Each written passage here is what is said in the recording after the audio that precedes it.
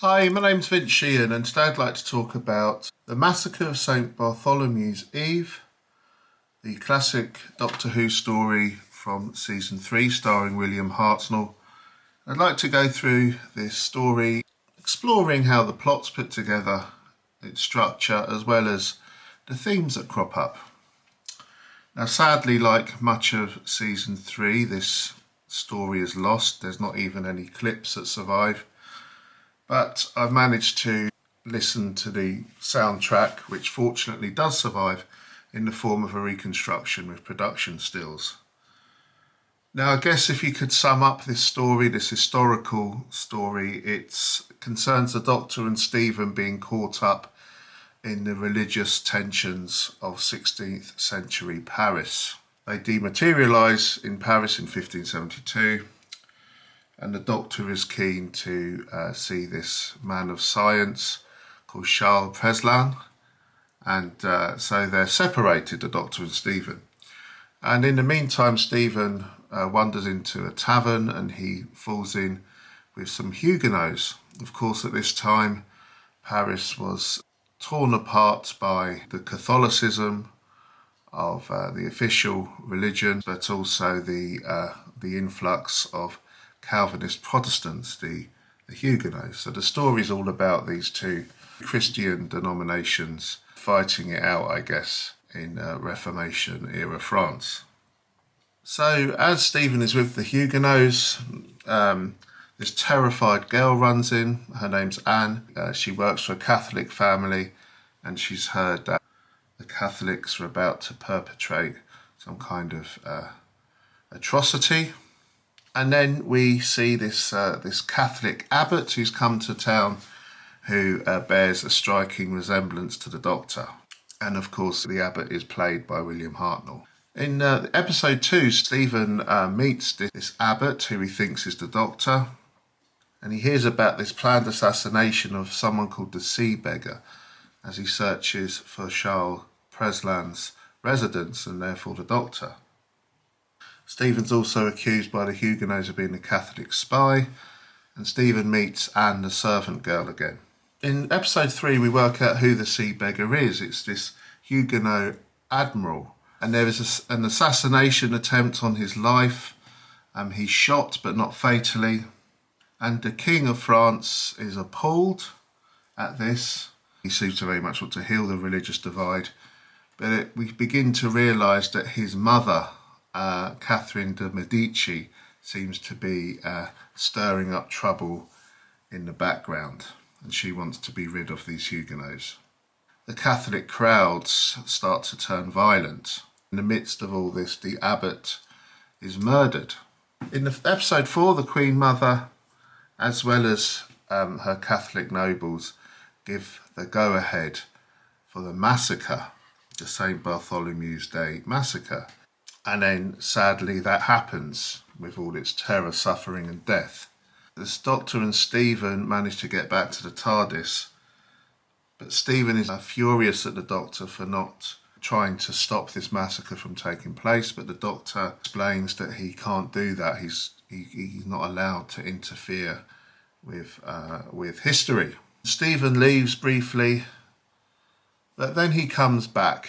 And we're introduced to a new companion, Dodo, and she shares the surname of Anne, the servant girl, Chapelet. So it seems as if maybe, just maybe, she survived and Dodo is a distant relative from 60s England. So what are we to make about this story? Well, obviously it's difficult to assess it completely, just list. But the audio is very vivid, and many of the production stills give you a real flavour for the story.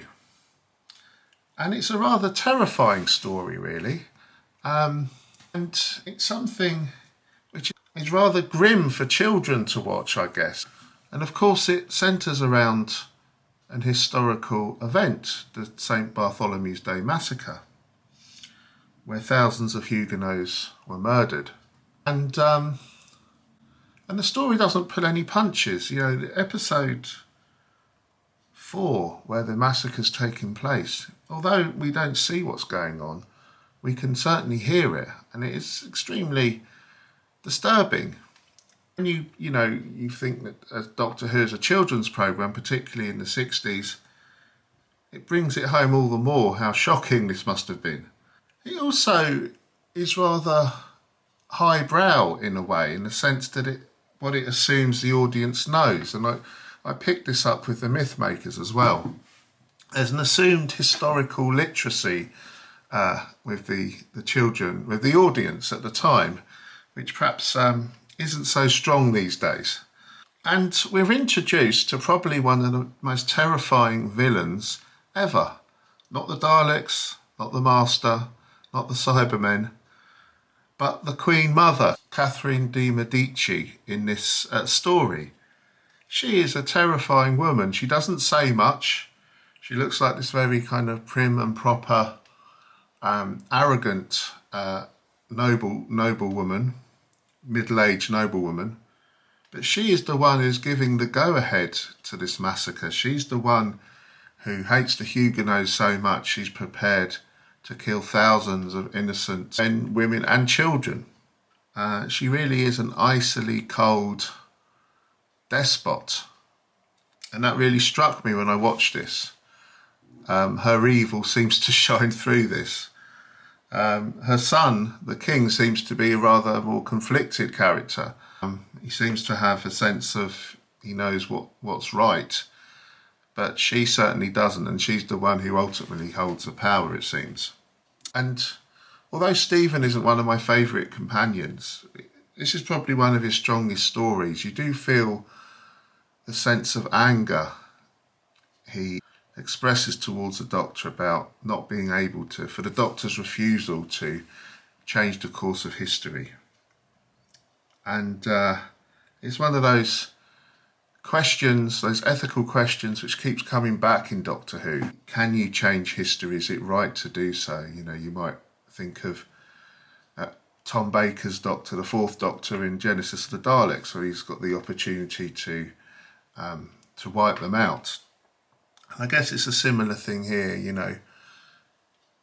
The Doctor is in his power to save these people, or at least try to anyway. But he just doesn't. He just says he can't do that. It's against all the laws of time, etc. So it's a story which is rather dark in tone and brings up some difficult questions. It's also a story where William Hartnell plays two characters, the Doctor and the Abbot. And that's something we come back to again in Doctor Who. So, yeah. It's a story about religious extremism, about the hatred between people because of their faith. A story about mob violence and a mob mentality, mob hysteria. And I guess it's rather relevant to today, actually. So yeah, the Massacre of St Bartholomew's Eve. Even though it's lost, check it out. Check out the audio. Check out a reconstruction if you can find one, and let me know what you think. And there's just a brief slideshow with the structure of the story and its themes. Thanks for watching. Bye.